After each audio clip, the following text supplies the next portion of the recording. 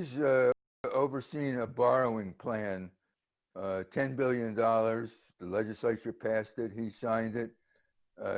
You're part of a lawsuit of Republicans who are challenging its constitutionality. In Lance versus McGreevey, the Supreme Court said you can't borrow without voter approval, but didn't they also say except in an emergency?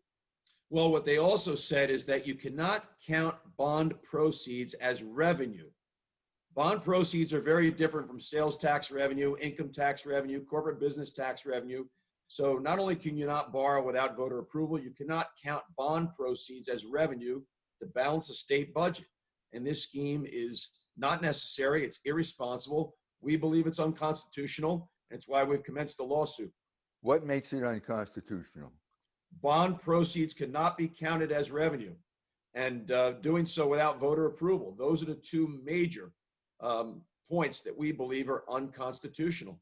But Michael, let me also say this. At the height of the Great Recession in New Jersey, we had a $6 to $11 billion budget gap. We closed that gap back then, and you covered it, without raising taxes and without borrowing a dime. What are you going to do, lay off public workers? We should be downsizing state government. We should be tightening our belt. Listen, I even believe we should skip 1 year's pension payment. That's anywhere from $4 to $5 billion. And some might say that it's irresponsible to skip a pension payment.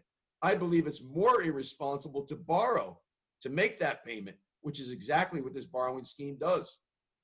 Republican Gubernatorial